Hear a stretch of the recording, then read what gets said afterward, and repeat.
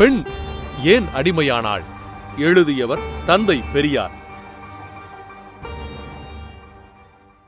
அத்தியாயம் 8.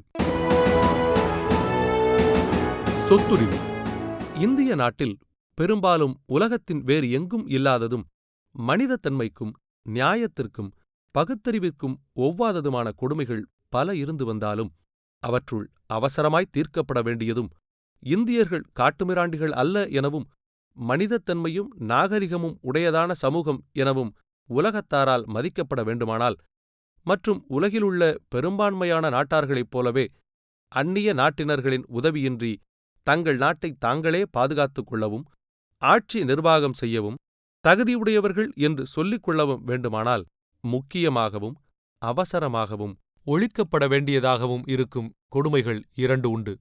அவைகளில் முதலாவது எதுவென்றால், இந்திய மக்களிலேயே பல கோடி ஜனசங்கியை உள்ள பல சமூகங்களை பிறவியிலேயே தீண்டாதவர்கள் என்று கற்பித்து அவர்களை பகுத்தறிவற்ற மிருகங்களிலும் கேவலமாக உணர்ச்சியற்ற பூச்சி புழுக்களிலும் இழிவாகவும் நடத்துவதாகும். இரண்டாவது எதுவென்றால், பொதுவாக இந்திய பெண்கள் சமூகத்தையே அடியோடு பிறவியில் சுதந்திரத்திற்கு அருகதையற்றவர்கள் என்றும் ஆண்களுக்கு அடிமையாகவே இருக்க கடவுளாலேயே சிருஷ்டிக்கப்பட்டவர்கள் என்றும் கற்பித்து அவர்களை நகரும் பிணங்களாக நடத்துவதாகும். ஆகவே மேற்கண்ட இந்த 2 காரியங்களும் எந்தக் காரணத்தை முன்னிட்டும் இந்தியாவில் இனி அரை கணம் கூட இருக்க விடாமல் ஒழித்தாக வேண்டியவைகளாகும். மேலும் நாம் மேற்கண்ட 2 கொடுமைகளும் அழிக்கப்படாமல் இந்தியாவுக்கு பூரண சுதந்திரம் கேட்பதோ, இந்தியாவின் பாதுகாப்பையும் ஆட்சி நிர்வாகத்தையும் இந்திய மக்கள் தாங்களே பார்த்துக் கொள்ளுகிறோம் என்று சொல்லுவதோ மற்றும் இந்தியாவிற்கு அந்நியருடைய சம்பந்தமே சிறிதும் வேண்டாம் என்று சொல்லுவதோ ஆகிய காரியங்கள் முடியாதென்றும், முடியுமென்று யாராவது சொல்வதானால் சுயநலச் சூழ்ச்சியே கொண்ட நாணயத் தவறான காரியமாகுமென்றும் சொல்லி வருகிறோம் என்பதோடு, இப்படிச் சொல்லும் விஷயத்தில் நமக்கு பயமோ சந்தேகமோ கிடையாது என்றும் சொல்லுவோம். அதனால்தான் இவ்வித முட்டாள்தனமானதும் சூழ்ச்சியானதுமான முயற்சிகளை நாம் எதிர்க்க வேண்டியவர்களாயும் இருக்கிறோம். ஏனெனில் நம்மில் ஒரு கூட்டத்தாரையே நாம் நமது சமூகத்தாரென்றும் நமது சகோதரர்களென்றும் ஜீவகாருண்யமென்றும் கூட கருதாமல், நம் மக்களுக்கே நாம் விரும்பும் சுதந்திரம் அளிக்காமல், மனிதர்கள் என்று கூட கருதாமல் அடிமைப்படுத்தி கொடுமைப்படுத்தி இழிவுபடுத்தி தாழ்த்தி வைத்திருக்கிறோம். ஆதலால் அத்தாழ்த்தப்பட்ட மக்களின் நலத்தையோ விடுதலையையோ நம்மிடம் ஒப்புவிப்பதென்றால் கசாப்பு கடைக்காரரிடம் ஆடுகளை ஒப்புவிப்பதாகுமே தவிர வேறல்ல என்று கருதுவதால்தானே ஒழிய வேறல்ல. இந்த தத்துவமறியாத சில தீண்டப்படாதவரென்ற தாழ்த்தப்பட்ட மக்களும் சுதந்திரம் அளிக்கப்படாதவர்கள் என்ற அடிமைப்படுத்தப்பட்ட பெண்களும் தங்களுக்கு மற்றவர்களால் இழைக்கப்பட்ட கொடுமையையும் இழிவையும் கருதி பாராமல் இந்திய சுதந்திரம் விடுதலை என்கின்ற கூப்பாடுகளில் இவர்களும் கலந்து கொண்டு தாங்களும் கூப்பாடு போடுவதைக் காண்கிறோம். ஆனாலும் அதற்கு காரணம் அவர்களுக்கு உண்மையான சுதந்திரம் விடுதலை என்பவைகளின் பொருள் தெரியாததாலும் தெரிய முடியாமல் வைத்திருந்த வாசனையினாலும் இவ்வாறு அறியாமல் திரிகின்றார்களே தவிர வேறில்லை. தீண்டாமை எனும் விஷயத்தில் இருக்கும் கொடுமையும் மூடத்தனமும் மூர்க்கத்தனமும் யோசித்துப் பார்த்தால் அதை மன்னிக்கவோ அலட்சியமாக கருதவோ, நாளை பார்த்து கொள்ளலாம், இப்போது அதற்கென்ன அவசரம் என்று காலந்தள்ளவோ சிறிதும் மனம் இடம் தருவதில்லை. ஒருவனை, அதாவது பிறரை தீண்டாதார் என கருதி கொடுமைப்படுத்துகின்றவர்களை அத்தீண்டாதார்களுக்கு இருக்கும் உண்மையான கஷ்டத்தை உணரச் செய்ய வேண்டுமானால் இப்போதைய வெள்ளைக்கார அரசாங்கத்தின் கீழ் அனுபவிக்கும் மனுதர்ம கொடுமைகள் என்பவைகள் போதாது என்றும், சிறிதும் சுதந்திரம் சமத்துவமும் அற்றதும் சதா இராணுவச் சட்டம் அமலில் இருப்பதுமான ஏதாவது ஒரு கொடுங்கோல் ஆட்சி இருந்தால்தான் இம்மாதிரி கொடுமைப்படுத்துகின்ற மக்களுக்கு உணர்ச்சி வந்து புத்தி வருமென்றும் நமக்கு சிற்சில சமயங்களில் தோன்றுவதுண்டு. ஆனால் இந்தியாவை இம்மாதிரி மூர்க்கத்தனமும் நாணயக்குறைவும் மாத்திரம் சூழ்ந்து கொண்டிருக்காமல் மூடத்தனமும் சேர்ந்து கட்டிப்பிடித்து கொண்டிருப்பதால் இன்னமும் எவ்வளவு இழிவும் கொடுமையும் ஏற்பட்டாலும் இம்மாதிரியான மக்களுக்கு உண்மையான துன்பத்தை உணரத்தக்க நிலைமை ஏற்படுவது கஷ்டமாக இருக்கும் என்றாலும் இந்நிலை மாறுதலடையக்கூடும் என்ற உறுதியை உண்டாக்கத்தக்க நம்பிக்கை கொள்வதற்கு இடமில்லாமல் போகவில்லை. இனி பெண்கள் விஷயத்தில் இதுபோலவேதான் அவர்களுடைய சுதந்திரத்தையும் உணர்ச்சியையும் கட்டி போட்டிருக்கும் கொடுமையானது இந்தியர்களுக்கு சுதந்திர உணர்ச்சியே இல்லை என்பதை காட்டவும் அவர்கள் அடிமைகளின் குழந்தைகள் என்பதை ஒப்புக்கொள்ளவும் ஆதாரமானதென்றுதான் சொல்ல வேண்டும். எப்படியெனில், இவ்விரண்டை பற்றி இந்திய விடுதலைவாதிகள், சுதந்திரவாதிகள், சுயேட்சைவாதிகள், தேசியவாதிகள், மக்கள் நல உரிமைவாதிகள் என்கின்ற கூட்டத்தார்கள் ஆகியவர்களுக்கு சிறிதும் உண்மையான கவலை இல்லாவிட்டாலும், மேற்கண்ட கூட்டத்தார்களில் 190 பேர்களுக்கு மேலாக சுயநலம் கொண்ட நாணயமற்றவர்களாகவே காணப்படினும், இவர்களது முயற்சி இல்லாமலும் சில சமயங்களில் மேற்கண்ட சுயநலச் சூழ்ச்சிவாதிகளின் எதிர்ப்பிற்கும் இடைஞ்சலுக்கும் இடையிலும் கொடுமைகள் அனுபவிக்கும் மேற்கண்ட இருவகையாருக்கும் விமோசனம் ஏற்படுவதற்கு அறிகுறிகள் ஆங்காங்கு வேறு ஒரு வழியில் காணப்படுகின்றதை பார்க்க சிறிது மகிழ்ச்சி அடைகின்றோம். அதாவது, இந்திய சுதேச சமஸ்தானங்கள் என்று சொல்லப்படும் மைசூர், பரோடா, காஷ்மீர், திருவனந்தபுரம் முதலிய சமஸ்தானங்கள் பிரிட்டிஷ் இந்திய ராஜ்யத்தை விட, பிரிட்டிஷ் இந்தியாவில் உள்ள சீர்திருத்தக்காரர்களை விட இந்த கொடுமைகளை ஒழிக்க ஒவ்வொரு துறையிலும் ஒவ்வொன்றுமாக முன்வந்திருக்கின்றது என்பதாகும்.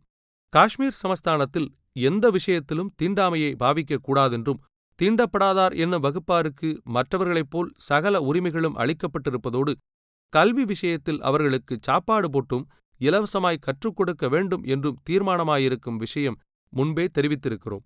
மற்றும் திருவாங்கூர் சமஸ்தானத்தில் தீண்டப்படாத மக்கள் என்பவர்களுக்கு கோயில்கள், தெருக்கள், குளங்கள் ஆகியவை தாராளமாக திறக்கப்பட்டு இவ்விஷயங்களில் மற்றவர்களுக்குள்ள சுதந்திரங்கள் அளிக்கப்பட்டிருப்பதோடு, பெண்களை கடவுள் பேரால் விபச்சாரிகளாக்கி கோயில்களின் ஆதரவுகளைக் கொண்டு அவ்விபச்சாரத்தன்மையை நிலைநிறுத்துவதையும், அஃதன்றி நடந்து வரும் விபச்சாரத்தையும் ஒழிக்கச் சட்டம் நிறைவேற்றி அமலுக்கு கொண்டு வந்ததையும் முன்னமே தெரிவித்திருக்கின்றோம். இப்போது மைசூர் சமஸ்தானத்தில் பெண்களுக்கு சொத்துரிமை வழங்கும் விஷயமாக யோசனை செய்யப்பட்டு, அந்த யோசனையை அரசாங்கமும் ஜனப்பிரதிநிதிகளும் ஒப்புக்கொண்டு அதற்காக ஒரு கமிட்டியும் நியமித்து, அக்கமிட்டியார் பெண்களுக்கு சொத்துரிமை அளிக்கலாம் என்ற தத்துவத்தை ஒப்புக்கொண்டு ஏகமனதாக ரிப்போர்ட் அனுப்பியிருப்பதாயும் எல்லா தினசரி பத்திரிகைகளிலும் வெளியாகியிருக்கிறது. அதன் முக்கிய பாகம் என்னவென்றால், 1. பெண்கள் வாரிசு சொத்துரிமை அனுபவிக்க தகுதியுடையவர்கள் அல்லவென்பது கொடுமையும் அநீதியுமாகும்.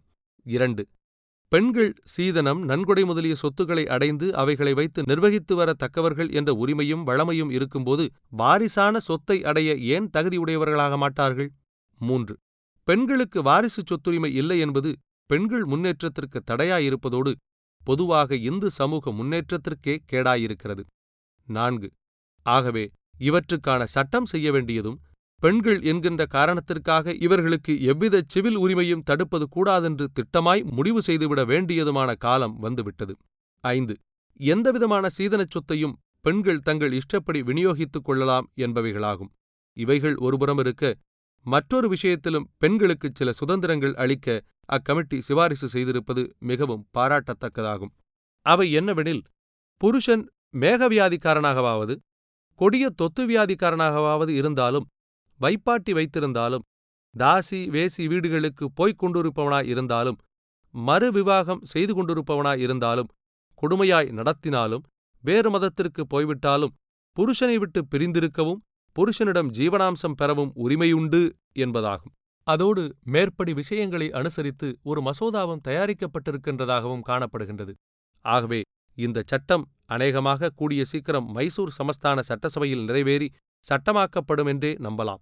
இவற்றில் சொத்துகளின் அளவு விஷயத்தில் ஏதாவது வித்தியாசம் இருந்தாலும், பெண்களுக்கு சொத்துரிமை கொள்கையும் பெண்கள் புருஷனை விட்டு விலகி இருந்து கொள்ளும் கொள்கைகளும் ஒப்புக்கொள்ளப்பட்டிருக்கும் விஷயம் கவனித்து பாராட்டத்தக்கதாகும். இவை போன்று பல காரியங்களில் இந்தியாவிலுள்ள சுதேச இந்து சமஸ்தானங்களெல்லாம் ஒவ்வொரு துறையிலும் முன்வந்து சட்டம் செய்து கொண்டு வரும்போது, பிரிட்டிஷ் இந்தியாவிலுள்ள தேசியவாதிகளுக்கும் பூரண சுயேட்சைவாதிகளுக்கும் பொது ஜன நல உரிமைவாதிகளுக்கும் மாத்திரம் இக்கொள்கைகள் அவசியமானவைகள் என்றோ சட்டம் செய்யத்தக்கது என்றோ தோன்றப்படாமல் இருப்பதானது இக்கூட்டத்தார்களின் நாணயக் குறைவையும் பொறுப்பற்ற தன்மையையும் நன்றாக காட்டுவதற்கு ஓர் அறிகுறியாகும்.